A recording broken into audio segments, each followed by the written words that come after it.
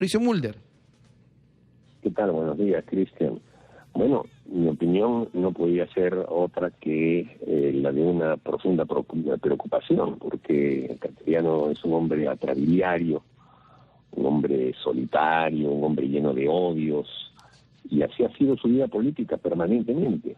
Se ha dedicado solamente al choque, a la confrontación, al insulto, a la agresión permanente y constante, sobre todo contra nosotros, a quienes nos odia.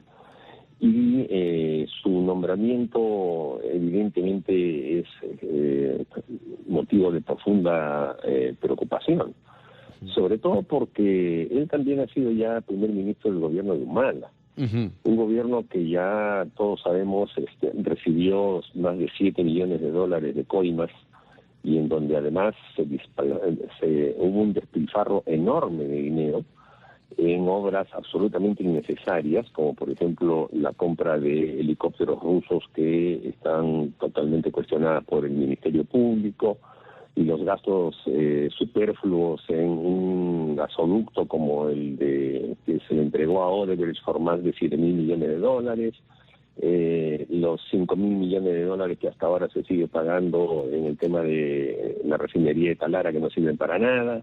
Y bueno, una persona que carga esas responsabilidades de un gobierno que está a punto de ser ya motivo de acusación formal por parte del Ministerio Público, en el caso de Humala y la señora Nadine Heredia, de quien el señor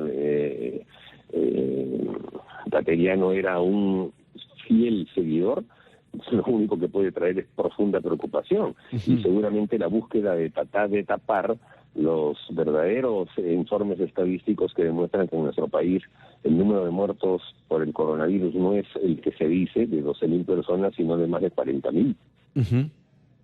Ahora, sí, efectivamente, incluso una investigación del Financial Times, por ejemplo, ha sacado también a relucir este dato, ¿no? Más de 40.000 muertos, o sea, a comparación del año pasado.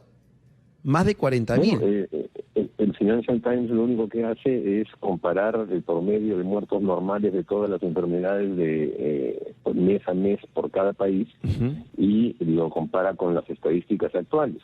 Y en el caso peruano resulta ser la más alta del mundo en materia de diferencia entre los 12.000 que da el MINSA y los 40 y tantos mil que da el Sistema Nacional de Defunciones. Eso solo se explica por el coronavirus. Entonces quiere decir que durante todo este tiempo nos han estado mintiendo descaradamente por parte del gobierno de cuál es la verdadera dimensión de la pandemia en nuestro país.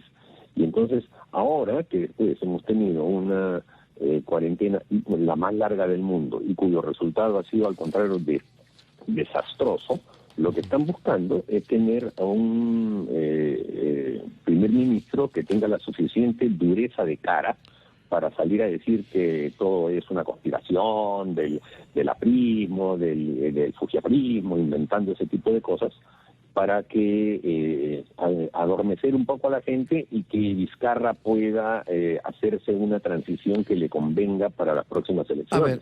A mí no me cabe ninguna otra explicación. Estamos hablando justamente sobre la designación de Pedro Cateriano como premier, y estamos hablando sobre el nuevo gabinete ministerial. A mí me quedan serias dudas, porque todos conocemos la forma de, digamos, que cómo ha enfrentado Pedro Cateriano a diversos partidos.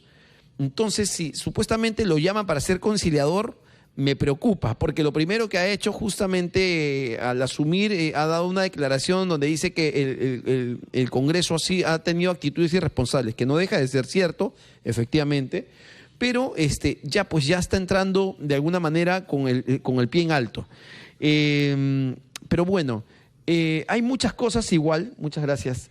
Hay muchas cosas que no están claras y que definitivamente se tienen que tocar. No es que no, estamos en época de pandemia, eso no tenemos que preguntar, hay que preguntar solamente sobre el tema de la pandemia. No, señores. La persona que en este momento está representando el gabinete tiene que responder sobre estos cuestionamientos que tiene. ¿Qué ha pasado con todas estas investigaciones que han quedado en el tintero? Es por eso que estoy hablando con Mauricio Mulder, que formó parte justamente del ex parlamento. Adelante, señor Mulder. Bueno, una de las preguntas que permanentemente se le hacía al señor Cateriano era ¿con quién hablaba cuando dijo que Nadine Heredia le dio luz verde para la compra de armamentos? ¿Con quién hablaba? Buena Él dice pregunta. que no hablaba de armamentos, él dice que hablaba de un tema del PNUD, muy bien, entonces sí es verdad, que diga con quién, porque ese es un dato que nunca lo ha querido decir. Eso es... Cuando si se hubiese tratado de una conversación trivial, le hubiese dicho con fulano de tal, y después salía fulano de tal seguramente a corroborarlo, pero nunca ha querido decirlo, y eso demuestra que tiene rabo de paja. Ajá. Es decir, que son personas que ya pasaron por la administración pública con serios cuestionamientos, y ahora el señor Vizcarra lo convoca con un solo objetivo, que es justamente el de pechar, el de arrinconar y el de tratar de introducir un gabinete de guerra con una finalidad que yo espero no sea la de querer quedarse o la de querer poner un delfín en Palacio de Gobierno el año 21. Ahora, porque el señor Cateriano es el que va a encabezar como primer ministro el proceso electoral, y eso es sumamente peligroso. Bueno, el presidente de la República ya dijo que no es su intención continuar, pero lo que sí es cierto es que... Pero, Cristian, ¿cuántas veces has visto tú a políticos decir que no lo van a hacer, que no lo están pensando, que no quieren, y después dicen, bueno, cambié de opinión? Así que tampoco hay que estar creyendo mucho en eso.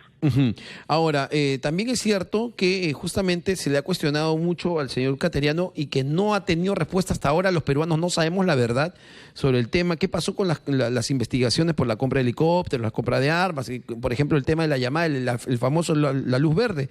Pero tampoco respondió acerca de los 37 viajes que realizó el señor Pedro Cateriano cuando era ministro de Defensa. 37 viajes realizó, imagínese. O sea, se gastó... De ellos, hay que decirlo también, varios de ellos acompañados con comitivas de periodistas de distintos medios, que cuando después regresaban, no daban la información que tenían que dar y no contaban las cosas que realmente tenía que pasar. Por ejemplo, cuando se hizo el viaje para la presentación del famoso satélite en Francia, una elevación bastante amplia de periodistas de todos los medios, y después el tratamiento que se dio a nivel de prensa fue bastante complaciente con lo que estaba haciendo el gobierno en ese momento de la compra de ese satélite, más 1.500 millones de dólares. Mira, son más de 20.000 millones de dólares, es una cifra que a veces es difícil imaginársela, que se han destinado en cosas que no sirven para nada. Y si le sumamos incluso lo de los panamericanos, que muy bien salieron, perfectos, pero que no era una necesidad absoluta, hubiésemos tenido con 20.000 millones de dólares más de 100 hospitales de primera categoría, y además con un nivel de país desarrollado. Pero no se hicieron y se decidieron votar en otras cosas, y ahora estamos lamentando justamente no tener los recursos económicos suficientes, ¿no? Ahora, por ejemplo, ¿qué le parece la designación del ministro de Trabajo, del nuevo ministro de Trabajo? Bastante joven, además, ¿no? El señor Cateriano ha salido a decirle que esa es responsabilidad de él, ¿no? Que él lo escogió. Entonces, escoge a un muchacho de un estudio que solamente ha asesorado empresas. Y me extraña que haya salido un chat en donde dice cosas que son impropias, pero que las haya desmentido como 4 días después. Yo recuerdo que el mismo día de la juramentación salió ese chat en donde supuestamente alguien hablaba que cholos de M y que me voy a oler a queso y que cosas así horribles. Bueno, pero lo ha desmentido, que ¿no? las haya desmentido ayer en la noche con un mensaje de Twitter. Eso me parece pésimo, pero lo que no me parece tampoco es que nombren como ministro de Trabajo a un pro empresarial neto, porque la relación de trabajo es muy delicada también, y siempre en el derecho del trabajo hay un concepto que se llama que el derecho del trabajo es tuitivo, en el sentido de que la parte débil, que es la del trabajador, debe ser protegida por el derecho.